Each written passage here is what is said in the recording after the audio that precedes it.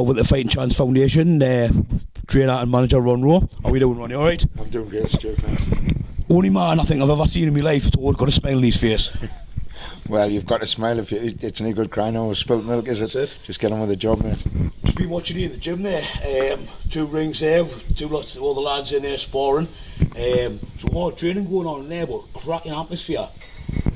Well, we've sort of in life and in boxing, you've gone through some hard times, and I think the gym is more. You've got to want it and got to enjoy it. And I think if you get that enjoyable atmosphere in the gym, and it's a serious game what we're in, but like as I say, don't make it too serious and enjoy what you're doing. It's a sport at the end of the day, and get as wide varying abilities in there, and everybody's respected, and that's the most important thing to me. Like there's a real energy and a real buzz in there that you don't always see in a lot of gyms. It was really good to see. As I say, I've got Gary there, he's mad as a hatter, and myself are both nuts, and we love the boxing. No, if that was the flying teacup. We're going to keep that one. Keep that one right next to. I'm usually starting it off people. I'm normally not as nice as that. Oh shit! I'm out the way then. Obviously the lads are training there hard. Massive platform from coming up soon. The Matchroom show on the 23rd. Must be looking forward to that. It's a great opportunity, and really looking forward to it. It's it's about platforms, and they're working hard, and they're giving 120% in the gym, and they have done for a while now. The last, I think we've turned a corner. There's been obviously you've gone through different stages, and a few of our top performers sort of retired and whatever, and. But even in the last few weeks, we've had one or two of them returning, and they're not, they're coming to help the lads out and say, I'll give them some sparring, I'll give them some training, because they can feel a buzz, and they've come in, they've loved it, so I'm coming back in this and the other. They're not coming back to fight, but coming back to help the lads, and that's what it's all about. We're a family at the end of the day. Has John been back over with his new nose yet? John, I haven't seen it. He's away on holiday at the moment, and he's been presented with the Maurice Cullen Award. Well deserved. And that's going to be there's a function for that at the Lambton Arms at Chelsea Street on the 2nd of June. It's presented by the Northern Area Board. It's their presentation night.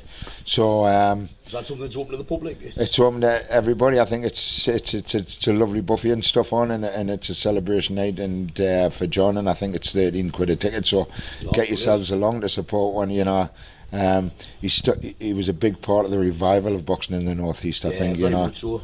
And to see what he's achieved, a Lonsdale belt outright, WBC silver, and all of those achievements, and he's getting this accolade off the Northern Area, which is fantastic. And so it'd be great to see some people come along and support him. Definitely. I'll put some details of this on the Fighting Chance Facebook page as well, if anybody does want to go along. That's brilliant. We've got a lot of the lads from Fighting Chance, on this card. Is there anybody particular you're looking forward to seeing?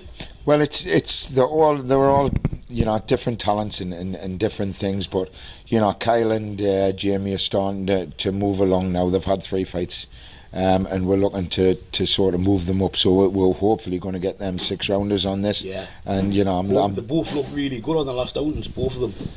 Yeah, it's styles make fights and things like that. I'm certainly happy with the development at the moment, and I'm not going to push them too far too early, but in the same way, the mature men, they're not, you can get a young lad coming through into pro boxing, and you can spend a few years bringing them through. These are 25, 26-year-old, the mature men that Jamie's represented England as a senior international, so he needs to be pushed through quickly. He's Kyle's, a bit of a MMA background, but he's a tough, hard lad, and he's also learning the skills and getting better all the time. But he's ready to move up to 6, and we're looking for within this next year, be looking at Northern Area title challenges for those. The other ones are just coming through, and it's a bit early doors for them yet. So I want to keep them on 4 rounds if possible, and build them up a little bit more. And it's about that experience in the ring, because you can be as good as you want, but like the pro game's different amateur, and there's certain little things you need to bring on in, and can't afford to miss them out. Like But I think it's good where that's where the benefit from your experience on sort of how quickly and how hard, or how quickly or how slowly to push them, to keep them at the right level. And I think there's been a lot of talented fighters over the years that could have went a lot further, but they're being pushed a little bit too quickly, or they're being held back a little bit too slowly. So yeah, it's benefit from your experience.